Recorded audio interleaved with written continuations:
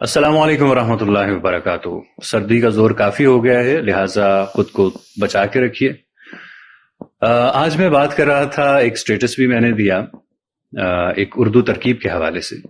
تو گزشتہ دنوں بچوں کا ایک میگزین تھا، اس میں ایک مدیر صاحب نے اداریے میں اپنے قارئین کو یوں مخاطب کیا کہ ساتھیوں، اب نہ ہی پوچھیے کہ کس اذیت سے گزرنا پڑا۔ اسی طرح سے بعض اوقات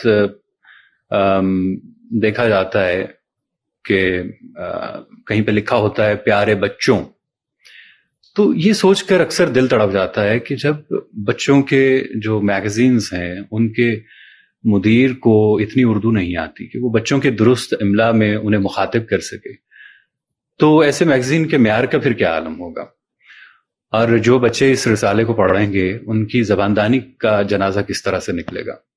لیکن افسوس کا امر یہ ہے کہ بعض اخبارات اور ٹی وی چینلز کے بعض لوگ اسی طرح سے لکھنے لگے ہیں، اور جب کوئی سیاستدان جلسے میں قوم کو مخاطب کر کے کہتا ہے میرے پاکستانیوں، تو چینل والے بڑے بڑے حروف میں لکھتے ہیں میرے پاکستانیوں۔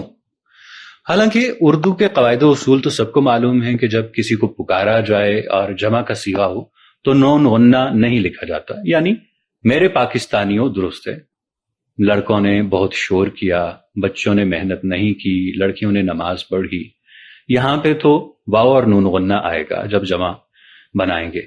لیکن جب کسی کو ندا دی جائے گی، جب پکارا جائے گا، تو اس کے لیے قواعد میں ندائی حالت استعمال کی جائے گی، یعنی ندائی اصطلاح استعمال کی جائے گی۔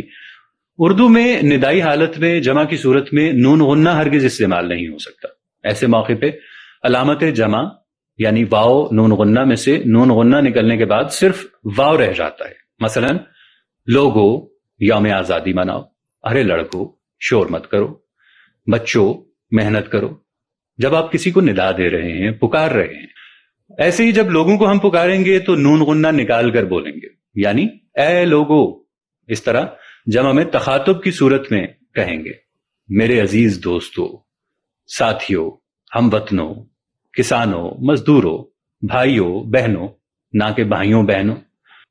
الطاف حسین حالی کی نظم کا ایک مصرع ہے، اے ماؤ بہنوں بیٹیوں، دنیا کی زینت تم سے ہے۔ یہاں پہ ماؤں بہنوں بیٹیوں نہیں ہوگا، بلکہ ماؤ بہنوں بیٹیوں لکھا ہے نون غنہ کے بغیر، تو نون غنہ کے ساتھ اسے لکھنا غلط ہوگا۔ اسی طرح سے فیض احمد فیض صاحب کی زندہ نامہ کی ایک غزل ہے، اس کے اشعار میں اس کا استعمال ہوا ہے، ایسے ناداں بھی نہ تھے جہاں سے گزرنے والے، نہ سے ہو بندگرو راہ گزر تو دیکھو، وہ جو اب چاک گریباں بھی نہیں کرتے ہیں، دیکھنے والوں کبھی ان کا جگر تو دیکھو۔ تو ایسی تراکیب جو کہ عام ہیں، ان میں ایسی فحش غلطیاں کرنا میرے خیال سے روا نہیں ہے۔